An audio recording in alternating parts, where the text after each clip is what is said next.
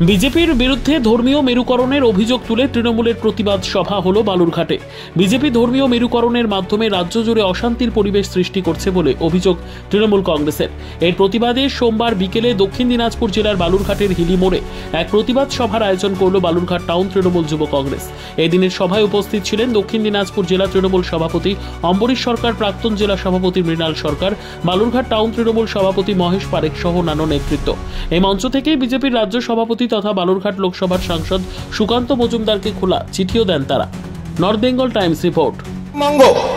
6 Muralidhar Sen lane, college square, Kolkata 73, Kolkata 7,73,000। মহাশয়, আমরা পশ্চিমবঙ্গ তথা ভারতবর্ষের নাগরিক।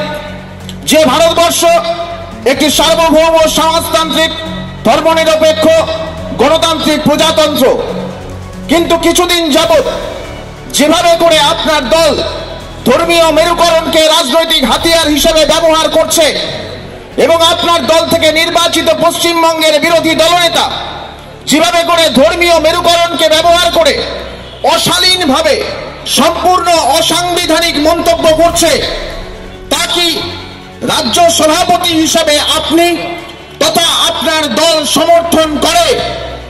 বাংলা তথা ভারতবর্ষের নাগরিক হিসেবে আমরা তা জানতে চাই। বিনীত উত্তরের অপেক্ষায় দেশের নাগরিক সমাজের পক্ষে আমরা সবাই। আমি সকলকে অনুরোধ করব, যদি আপনারা এই চিঠির সঙ্গে সহমত থাকেন তাহলে একবার সবাই হাত তুলে সমর্থন জানাবেন। এই চিঠি পাঠাতে পারি তো? এই চিঠি আমরা পাঠাবো। আমরা জানতে চাই, সবাই আমরা জানতে চাই বিজেপির বক্তব্য। আমতা আমতা করলে হবে না।